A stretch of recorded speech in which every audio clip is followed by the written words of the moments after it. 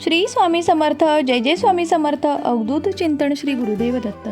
श्री स्वामी समर्थ सेवा या माझ्या यूट्यूब चॅनलमध्ये आपल्या सर्वांचे मी अगदी मनापासून स्वागत करत आहे. आजच्या व्हिडिओमध्ये आपण दिव्याची वात पूर्ण जळून जाणे किंवा वाचणे कोणता संकेत देते याबद्दल माहिती घेणार आहोत.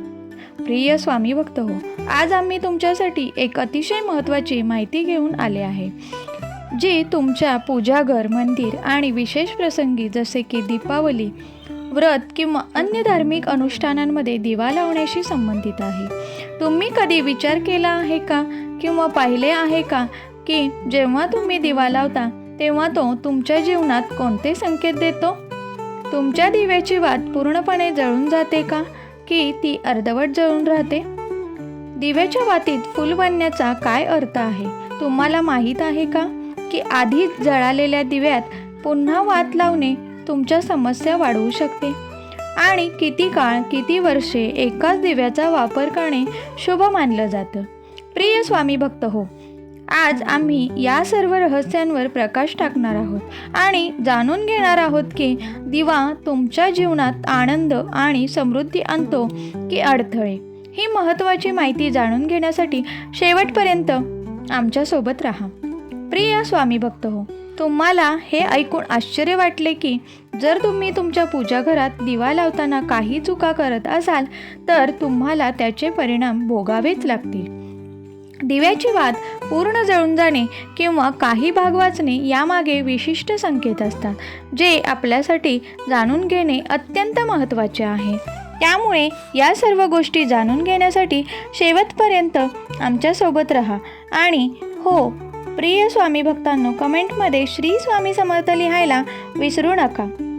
भक्तांनो, आमचे काम म्हणजे तुम्हाला योग्य सल्ला देणे. आम्ही फक्त मार्गदर्शन करू शकतो. आता तुम्ही हे मानता की नाही ते तुमच्यावर अवलंबून आहे. पण एक गोष्ट मात्र नक्की सांगू इच्छिते, जर तुम्ही माझ्या सांगण्यानुसार वागलात तर तुमचे जीवन समृद्ध होईल. ही माहिती पूर्ण ऐकल्यानंतर तुम्हाला कोणत्याही समस्येचा सामना करावा लागणार नाही. स्वामी भक्त हो, आता वेळ न घालवता आपण माहिती घेऊया. जेव्हा आपण पूजा करतो तेव्हा काही वेळेला आपला दिवा अचानक विझतो, तर कधीकधी पूजा झाल्यावर दिवा लावून ठेवतो आणि काही वेळाने वात अर्धवट जळून राहते किंवा काही वेळा पूर्ण जळते आणि त्यात फूलही तयार होते. या सर्व गोष्टींचे वेगवेगळे सकारात्मक आणि नकारात्मक परिणाम असतात. सर्वप्रथम, जर दिव्याच्या वातीत फूल बनले तर त्याचा अर्थ काय होतो? प्रिय स्वामी भक्त हो, जर तुमच्या दिव्याच्या वातीत फूल बनत असेल तर याचा अर्थ असा आहे की भगवान तुमच्या प्रार्थनेला स्वीकारत आहेत आणि ते तुमच्या पूजेमुळे प्रसन्न आहेत. जर तुमच्या घरात दिव्य शक्तींची उपस्थिती असेल आणि त्या देखील पूजेमध्ये सहभागी होत असतील तर दिव्याच्या वातीत एकाहून अधिक फूल तयार होते आणि कधीकधी देवी देवतांचे रूपही दिसू लागते. म्हणूनच जर तुमच्या दिव्याच्या वातीत फूल तयार झाले असेल तर तुम्ही खरोखर भाग्यवान आहात. दिवा लावण्याचे काही विशिष्ट नियम आहेत, ते तुम्ही पाळले पाहिजेत. जर तुम्ही आधीच जळालेल्या दिव्यात नवीन वात लावून पुन्हा दिवा लावत असाल तर यामुळे दुर्भाग्य तुमच्या मागे लागते. जर दिव्यात आधी जळालेल्या वातीची राख किंवा काजळी असेल आणि तुम्ही त्यात नवीन वात लावून दिवा पेटवला तर देव प्रसन्न होण्याऐवजी नाराज होतात. यामुळे तुमच्या आयुष्यात गंभीर अडथळे निर्माण होतात. तुमचे काम बिघडू लागतात. तुमच्या तिजोरीतील धन कमी होऊ लागते आणि नवीन धनप्राप्तीचे मार्ग बंद होतात. म्हणूनच नेहमी लक्षात ठेवा, तेव्हा तुम्ही दिवा लावाल तेव्हा तो स्वच्छ आणि पवित्र असावा.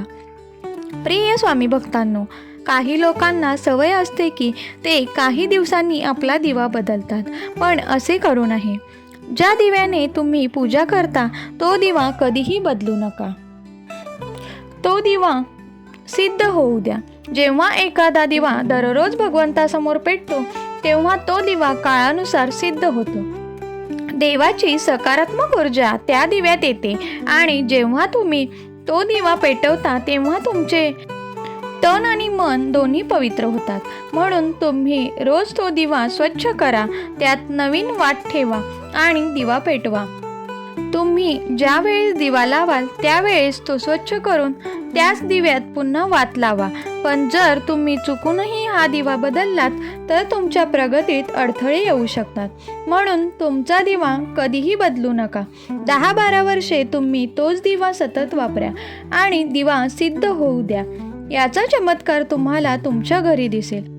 जर तुमच्या घरात कोणी आजारी असेल, त्याला ताप येत असेल आणि तो ताप उतरत नसेल तर हा दिवा काही वेळ पाण्याच्या भांड्यात ठेवा आणि ते पाणी त्या व्यक्तीला प्यायला द्या.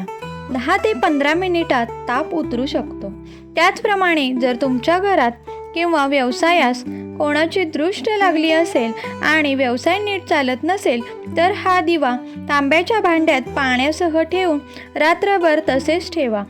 सकाळी हे पाणी तुमच्या घरात व दुकानात शिंपडा किंवा व्यवसायाच्या जागी शिंपडा. यामुळे तुम्हाला लगेचच सकारात्मक परिणाम दिसू लागतात. जेव्हा आपण सतत एकाच वस्तूचा वापर पूजेसाठी करतो तेव्हा ती वस्तू शुद्ध होते आणि भगवंताची ऊर्जा त्यात सामावते. म्हणून कधीही तुमच्या मंदिरातील दिवा बदलण्याची चूक करू नका. स्वामी भक्त हो, जर तुमच्या मंदिराचा दिवा तुटला असेल, खराब झाला असेल किंवा खंडित झाला असेल तेव्हाच तुम्ही तो बदलू शकता. पण तरीही तो दिवा फेकून देऊ नका, तर तो तुमच्या घरात सुरक्षित ठेवा, कारण तो भगवंताच्या सकारात्मक ऊर्जेचा भंडार असतो. आता तुम्हाला हेही सांगते की जर तुमच्या दिव्याची वात पूर्ण जळत नसेल किंवा त्यात तूप किंवा तेल शिल्लक राहत असेल तर त्याचा काय परिणाम होतो. प्रिय स्वामी भक्त हो, सर्वप्रथम हे पहा, जर तुम्ही कोणत्याही झाडाची पूजा करत असाल आणि त्या पूजेमध्ये पेटवलेला दिवा पूर्ण जळत नसेल किंवा त्यात तूप वाचत असेल तर त्यामुळे तुमच्या घरात आजारपण वाढू शकते आणि हा आजार तुम्हाला सहज सोडणार नाही. म्हणून जेव्हा तुम्ही कोणत्याही झाडाखाली, मंदिराच्या बाहेर किंवा इतर कोणत्याही ठिकाणी पूजा करत असाल तेव्हा हे नक्की पहा की दिव्याची वात पूर्ण जळाली आहे का आणि त्यात तूप उरलेले नाही. हे तुमच्या चांगल्या आरोग्यासाठी अत्यंत लाभदायक ठरेल. तसेच जर तुमच्या घरातील मंदिरात दिव्याची वात पूर्ण जळत नसेल किंवा पूजा करताना दिवा वारंवार विझत असेल तर हे संकेत देतात की तुमच्या पूजेमध्ये अडथळे आणण्याचे काम करते. प्रिय स्वामी भक्त हो, आपल्या घरात जर काही वाईट शक्ती असतील किंवा अशा नकारात्मक ऊर्जा असतील त्या तुमच्या घरात भगवंताची कृपा नको असते तर त्या तुमची पूजा यशस्वी होऊ देत नाहीत. कारण एका ठिकाणी एकाच प्रकारची ऊर्जा टिकू शकते, सकारात्मक ऊर्जा किंवा नकारात्मक ऊर्जा. वाईट शक्तींना हे कधीच नको असते की तुमच्या घरात देवी देवतांची कृपा राहावी. जर भगवंताची कृपा तुमच्या घरावर असेल तर या नकारात्मक ऊर्जांचा प्रभाव संपतो. म्हणूनच या वाईट शक्ती तुमच्या पूजेत अडथळे आणतात, ज्यामुळे दिवा वारंवार विझतो किंवा वात पूर्ण जळत नाही. या सर्व गोष्टींपासून बचाव करण्यासाठी तुम्ही खऱ्या मनाने भगवंताचे स्मरण केले पाहिजे. प्रिय स्वामी भक्त हो, जेव्हा तुम्ही दिवा लावाल तेव्हा भगवानाकडे प्रार्थना करा. तुमच्या आजूबाजूची सर्व नकारात्मक ऊर्जा दूर जावी आणि भगवंताची कृपा तुमच्यावर सदैव राहावी. या नकारात्मक शक्तींपासून बचाव करण्यासाठी दिवा लावताना गंगाजलाने एक गोल वर्तुळ घेरा तयार करा आणि त्याच्या आत दिवा ठेवा. कारण गंगाजल अत्यंत पवित्र मानले गेले आहे आणि महादेवाचा आशीर्वाद त्याला प्राप्त आहे.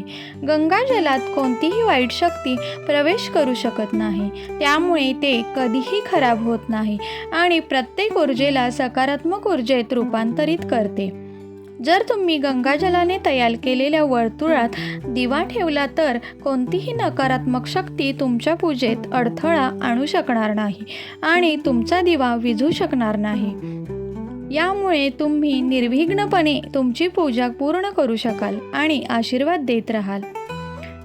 प्रिय स्वामी भक्त हो, ही माहिती तुम्हाला कशी वाटली हे मला कमेंटमध्ये नक्की सांगा.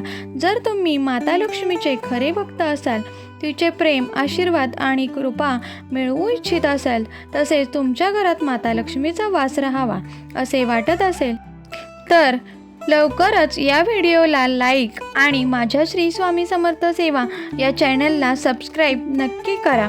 बेल आयकॉनही प्रेस करा जेणेकरून माझ्या व्हिडिओचे नोटिफिकेशन सर्वात अगोदर तुम्हाला येईल. हा व्हिडिओ जास्तीत जास्त लोकांपर्यंत शेअर करायला विसरू नका. तसेच कमेंट बॉक्समध्ये जय लक्ष्मी माता लिहायला विसरू नका. श्री स्वामी समर्थ. जय जय स्वामी समर्थ. अवधूत चिंतन श्री गुरुदेव दत्त. धन्यवाद.